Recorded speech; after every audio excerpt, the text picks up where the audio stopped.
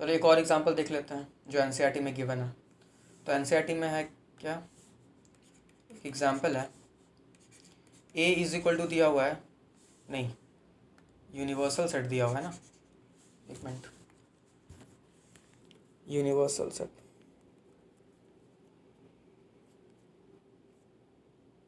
Universal set दिया हुआ है 1 2 3 4 5 6, ठीक है। और ए दिया हुआ है 2 और 3, और बी भी दिया हुआ है 3 4 5, ठीक है। तो हमें करना क्या है, हमें निकालना है ए कॉम्प्लीमेंट, फिर निकालना है बी कॉम्प्लीमेंट, ठीक है, उसके बाद और भी निकालना है। तो पहले ये दो निकाल लेते हैं हम, ठीक है। तो देखो ए कॉम्प्लीमेंट क्या हो जाएगा, ए कॉम्प्लीमेंट का मतलब वो सारे एलिमेंट्स जो ए में नहीं होने चाहिए। तो ए में मेरे पास क्या है, ए में तो मेरे पास 2 और 3 है ना, तो 2 और 3 के अलावा जितने भी एलिमेंट्स हैं यू में, मतलब यूनिवर्सल सेट में, उन सारे एलिमेंट्स को लिख दो, ठीक है। तो क्या हो जाएगा 1 4 5 और 6, ये हो गया ए कॉम्प्लीमेंट। बी कॉम्प्लीमेंट क्या हो जाएगा 3 4 5 को छोड़कर, तो 1 2 और 6, ये हो गया बी कॉम्प्लीमेंट, ठीक है। अब क्या करना है, अब हमें निकालना है A complement intersection B complement, ठीक है, और ए यूनियन बी, ये भी निकालना है, ठीक है। तो निकाल लेते हैं।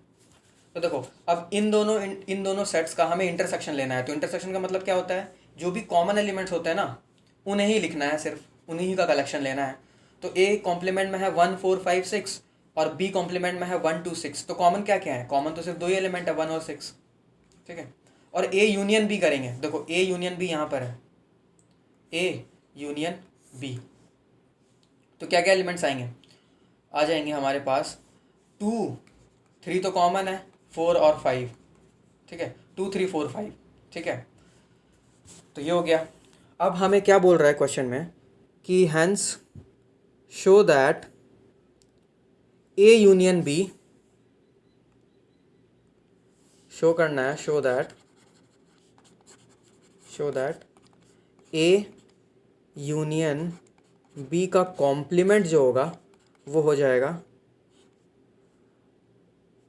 ए का कॉम्प्लीमेंट इंटरसेक्शन बी का कॉम्प्लीमेंट, ठीक है, ये दिखाना है। तो देखो चलो एलएचएस से प्रोसीड करते हैं। हमें ए यूनियन बी तो पता ही है, तो एलएचएस क्या हो जाएगा, ए यूनियन बी का कॉम्प्लीमेंट लेना है, ए यूनियन बी का complement is equal to A union B हमें पता है, तो वैसे एलिमेंट्स लेने हैं जो ए यूनियन बी में ना हो। तो देखो ए यूनियन बी में 2 3 4 5 है, तो बच क्या जाएंगे 1 और 6 बच जाएंगे ना। And this is nothing but A intersection, sorry A complement intersection B complement, ठीक है। तो हो गया, प्रूव्ड हो गया ना, दिखा दिया हमने, ठीक है। सो अब देखो कुछ प्रॉपर्टीज़ हैं वो भी देख लेते हैं। प्रॉपर्टीज़ ऑफ कॉम्प्लीमेंट, MENT होगा,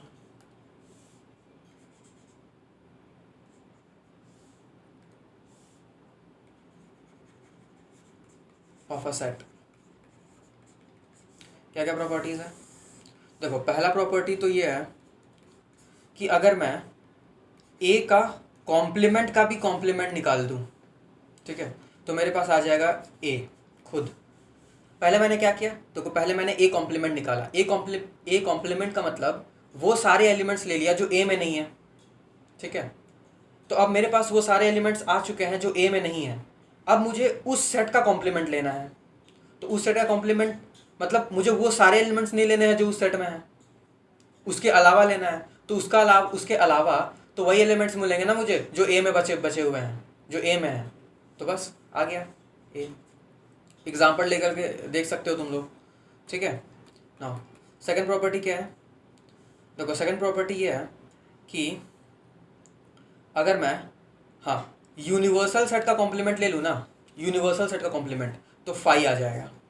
मतलब यूनिवर्सल सेट का कॉम्प्लीमेंट मतलब मुझे वो सारे एलिमेंट्स लेने हैं जो यूनिवर्सल सेट में नहीं होने चाहिए। तो यूनिवर्सल सेट में तो सारे एलिमेंट्स होते हैं अकॉर्डिंग टू द कॉन्टेक्स्ट, जिस भी कॉन्टेक्स्ट में हम बात कर रहे हैं सारे एलिमेंट्स होते हैं यूनिवर्सल सेट में। अगर हमने उसका कॉम्प्लीमेंट ले लिया तो इसका मतलब वो एलिमेंट्स लेने हैं जो यूनिवर्सल सेट में नहीं है, तो फिर तो हमें फाई मिलेगा। ठीक है। एंड सिमिलरली हम ऐसा बोल सकते हैं कि फाई का कॉम्प्लीमेंट मतलब एम्प्टी सेट का कॉम्प्लीमेंट ले लेना तो यूनिवर्सल सेट मिल जाएगा। वो एलिमेंट्स जो फाई में नहीं होने चाहिए, तो फाई में तो एक भी एलिमेंट नहीं होता है। ठीक है, तो एक भी एलिमेंट नहीं होता है तो फिर उसका कॉम्प्लीमेंट में सारे एलिमेंट्स आ जाएंगे। तो जिस भी कॉन्टेक्स्ट में हम बात कर रहे हैं उस कॉन्टेक्स्ट में जो भी यूनिवर्सल सेट होगा वही आ जाएगा। ठीक है। नाउ देखो थर्ड पॉइंट क्या है। थर्ड पॉइंट, थर्ड और फोर्थ यहाँ पे दो पॉइंट जो है ना, डी मॉर्गन्स लॉ लिखो, डी मॉर्गन्स लॉ। क्या होता है डी मॉर्गन्स लॉ? देखो अभी जो हमने ऊपर प्रूफ किया ना कि ए यूनियन बी का जो कॉम्प्लीमेंट होगा that will be equal to A complement intersection B complement, this is the first De Morgan law. ठीक है।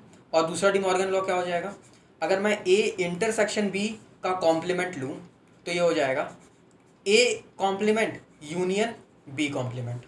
ठीक है। मतलब यूनियन जो है ना वो इंटरसेक्शन में चेंज हो जाता है और इंटरसेक्शन जो है ना वो यूनियन में चेंज होता है जब भी हम कॉम्प्लीमेंट को डिस्ट्रीब्यूट कर देते हैं ओवर यूनियन या इंटरसेक्शन। ठीक है। So this is the second D Morgan's law जो कि बहुत ही इम्पॉर्टेंट है। ठीक है। और क्या दिया हुआ है एनसीईआरटी में, कॉम्प्लीमेंट लॉ एक है ना, चलो ठीक है। ए यूनियन ए कॉम्प्लीमेंट, ठीक है, और ए इंटरसेक्शन ए कॉम्प्लीमेंट, यही बचा हुआ है फोर्थ। देखो अगर मैं ए यूनियन ए कॉम्प्लीमेंट ले लूँ, ए क्या है, ए है मेरे पास एक सेट, कुछ एलिमेंट्स है ए में। ए कॉम्प्लीमेंट में क्या आ जाएंगे, वो सारे एलिमेंट्स जो ए में नहीं है, जो ए में नहीं है और बाकी यूनिवर्सल सेट में है। सारे एलिमेंट्स यूनिवर्सल सेट के जो कि ए में नहीं है। तो अगर मैं इन दोनों का यूनियन ले लूँ तो इसका मतलब तो ये हो ना कि मैं पूरा का पूरा यूनिवर्सल सेट ले लिया मैंने, है ना। तो ये हो गया। और एक दूसरा क्या है, सिमिलरली अगर मैं इनका इंटरसेक्शन ले लूँ, ए इंटरसेक्शन ए कॉम्प्लीमेंट, तो देखो ए में मेरे पास कुछ एलिमेंट्स है और ए डैश में वैसे एलिमेंट्स हैं जो ए में नहीं होने चाहिए। तो दोनों में कॉमन है कुछ, ए में जो एलिमेंट्स है ए कॉम्प्लीमेंट में वैसे एलिमेंट्स है ही नहीं, वो एलिमेंट्स है ही नहीं, उसके अलावा ही है। तो कॉमन तो कुछ मिला नहीं। और इंटरसेक्शन का मतलब क्या होता है, हमें कॉमन एलिमेंट्स लिखने होते हैं। तो कॉमन तो क्योंकि कुछ है नहीं तो ये हो जाएगा फाई। ठीक है। तो ये चार प्रॉपर्टी थे। ठीक है, बस इतना ही था एक्सरसाइज 1.5 के थ्योरी में।